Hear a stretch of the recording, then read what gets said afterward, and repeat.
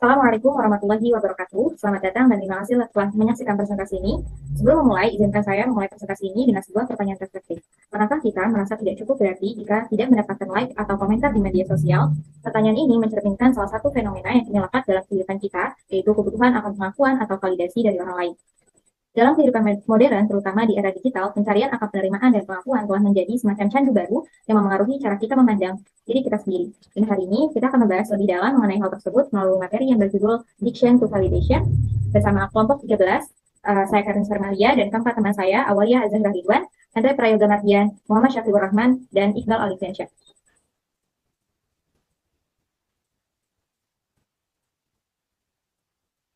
Dalam kehidupan manusia, kebutuhan untuk diakui dan dihargai merupakan bagian alami dari proses bersosialisasi. Hal itu disampaikan melalui teori hierarki kebutuhan Abraham Maslow yang menegaskan bahwa manusia memiliki 5 tingkat kebutuhan dasar. Salah satunya adalah kebutuhan akan penghargaan yang menunjukkan bahwa manusia pada dasarnya ingin merasa diterima, dipahami, dan dianggap penting oleh lingkungan sekitarnya. Kita akan membahas lebih dalam sebenarnya apa sih itu validasi. Menurut Kamus Besar Bahasa Indonesia, validasi dimaknai sebagai pengesahan atau pengujian kebenaran atas sesuatu. Dan dalam era modern saat ini, validasi seringkali merujuk pada pencarian pengakuan atau penerimaan dari orang lain. Muncul sebuah fenomena yang disebut addiction to validation, yakni ketika seseorang merasa sangat bergantung pada pengakuan dan penerimaan orang lain demi merasakan nilai dirinya. Fenomena ini juga dikenal dengan istilah haus validasi untuk menggambarkan kondisi seseorang yang sangat membutuhkan pengakuan atau persetujuan dari orang lain untuk merasa dihargai. Sayangnya, hal ini tidak jarang berdampak negatif. Ketergantungan berlebihan pada validasi dapat menimbulkan rasa tidak aman, kebingungan dalam mengambil keputusan, bahkan munculnya rasa iri karena perbandingan sosial yang dibangun dari unggahan orang lain di media sosial. Dan berikut adalah penjelasannya. Lalu di slide ini kita akan bahas mengenai ciri-ciri dan gejala penyakit atau validasi. Yang pertama, ciri-cirinya yaitu sulit menerima pendapat orang lain. Seorang yang punya penyakit mental ini punya ciri-ciri seperti sulit menerima pendapat orang lain karena kan mereka terlalu mementingkan diri sendiri. Mereka juga tidak menerima perspektif yang berbeda atau memahami bagaimana perasaan orang lain dan tidak dapat menilai orang lain karena hanya peduli dengan penampilannya sendiri. Lalu yang kedua, sensitif terhadap kritikan. Seorang mengidap penyakit mental ini ketika kita kritik, baik itu membangun maupun kritik yang menjatuhkan, terutama kritik yang bangun bisa dianggap sebagai serangan pribadi dan membuatnya sangat terpukul atau cemas. Lalu yang ketiga, ada kurang empati terhadap perasaan orang lain. Seorang ini seringkali kesulitan menjalani hubungan yang sehat dan baik dengan orang lain karena mereka terlalu mementingkan diri mereka sendiri dan tidak peduli dengan perasaan orang lain dan bagaimana orang lain berpendapat mengenai dirinya karena mereka terlalu mementingkan diri mereka sendiri yang haus akan pujian itu. Lalu yang keempat, selalu mengharapkan pemujaan dan perhatian. Seseorang yang mengidap penyakit mental ini merasa tidak senang atau tidak percaya diri jika tidak ada yang memuji atau mengakui usahanya, maupun sekecil apapun tindakan yang dilakukannya. Baik, selanjutnya.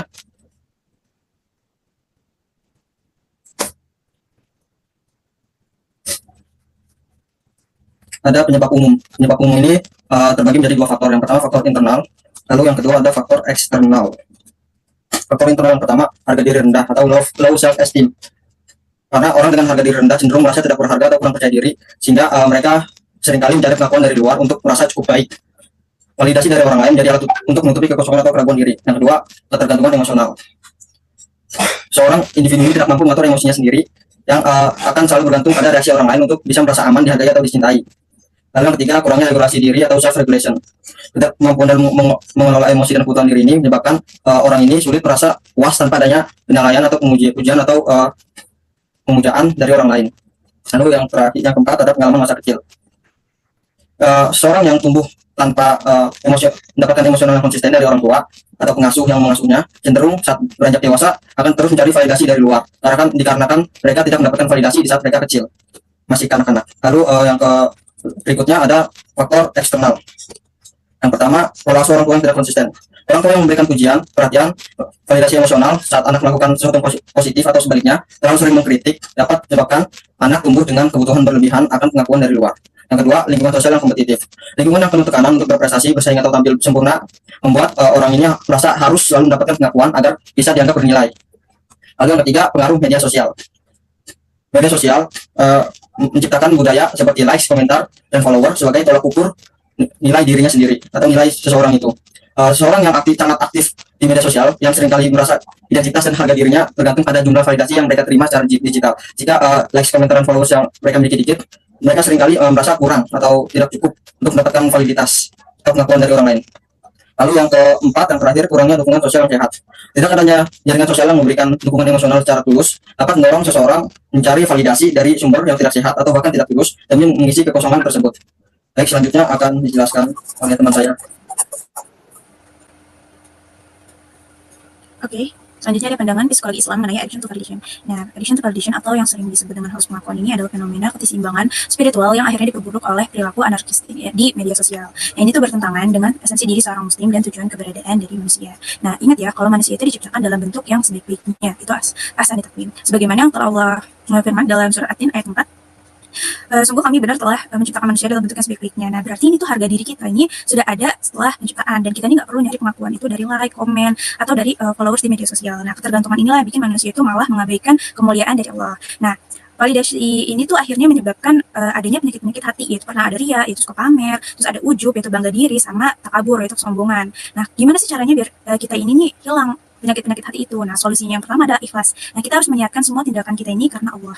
Dan sebagaimana sabda Rasulullah, berarti inama amalu binniyat. Semuanya segala perbuatan itu berlandaskan pada niatnya dan keikhlasan untuk membawa pada kedamaian. Dan yang kedua ini solusinya adalah zikrullah, yaitu mengingat Allah. Kenapa? Karena jiwa yang gelisah ini selalu mencari kebutuhan gitu, sehingga dia ini haus akan pengakuan karena jiwanya gelisah. Nah, karena jiwanya gelisah, maka zikrullah ini adalah solusi yang tepat.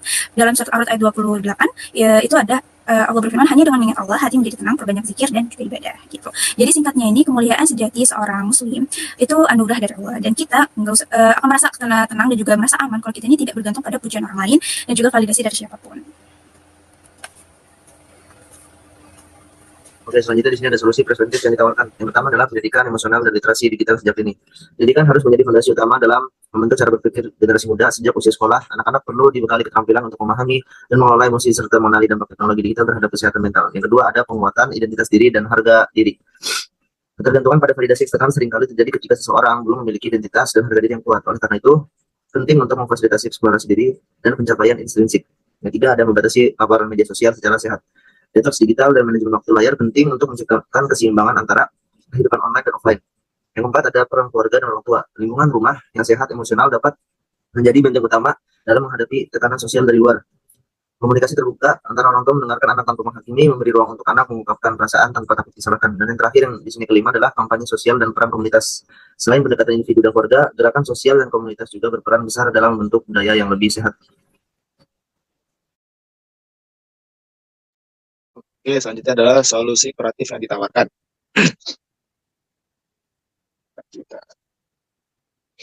Yang pertama adalah terapi kognitif perilaku CBT. CBT membantu individu mengenali dan menentang pola pikir tidak sehat yang mendasari kebutuhan berlebihan akan validasi. Terapi ini juga membimbing individu untuk membentuk kepercayaan diri yang bersumber dari dalam diri, bukan dari pengakuan orang lain.